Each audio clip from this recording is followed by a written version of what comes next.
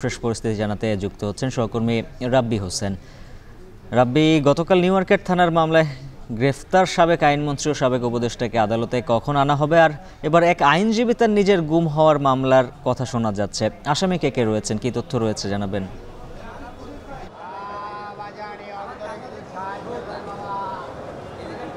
সাবেক আইনমন্ত্রী আনিসুল হক এবং সাবেক প্রধানমন্ত্রী শেখ হাসিনার বেসরকারি বিনিয়োগ ও উপদেষ্টা যে মামলা হয়েছে নিউ মার্কেট থানায়, সেই মামলায় গতকালকে সন্ধ্যায় গ্রেফতার হওয়ার পর ডিবি কার্যালয়ে রয়েছেন। আমরা ডিবি কার্যালয়ের সূত্র থেকে আসলে জানতে পেরেছি দুপুরের পরপরই কিন্তু এই সিএমএম কোর্টে তোলা হবে এবং ইতিমধ্যে এখানে আসলে যারা আইনজীবী রয়েছেন তারা কিন্তু এসে উপস্থিত হয়েছেন এবং বিকেল যেহেতু গতকালকে গ্রেফতার করা হয়েছে এবং আজকে কিন্তু তোলা হবে তাদেরকে, এবং কিছু যেহেতু আইনের একটি বাধ্যবাধকতা রয়েছে যে 24 ঘন্টার মধ্যে আইনের যে কার্যক্রমটি বা আইনের যে প্রক্রিয়াটি রয়েছে সেটি আসলে শুরু করা হবে, যার কারণে আজকে কিন্তু এই চিফ মেট্রোপলিটন ম্যাজিস্ট্রেট কোর্টের এই প্রাঙ্গণে কিন্তু এক ধরনের এখানে উত্তেজনা কাজ করছে। যারা আইনজীবী রয়েছেন তারা এখানে উপস্থিত হয়েছেন এবং আপনি আসলে যেটা জানতে চেয়েছেন যে আরেকটু যদি তথ্য আসলে দিয়ে রাখি যে কিছুক্ষণ আগেই সুপ্রিম কোর্টের এক আইনজীবী সোহেল রানা তিনি নিজে আসলে বাদী হয়ে সাবেক প্রধানমন্ত্রী সহ আরও কয়েকজনের নামে তিনি আসলে মামলা করেছেন। তিনি আসলে যেটা জানিয়েছেন যে তিনি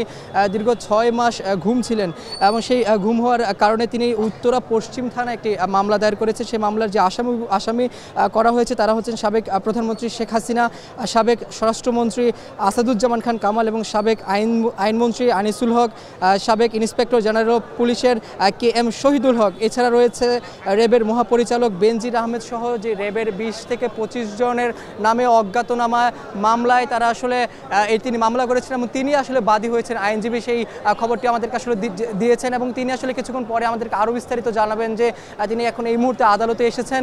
এই ছিল আমার কাছে সবশেষ খবর সিএমএম কোর্ট থেকে।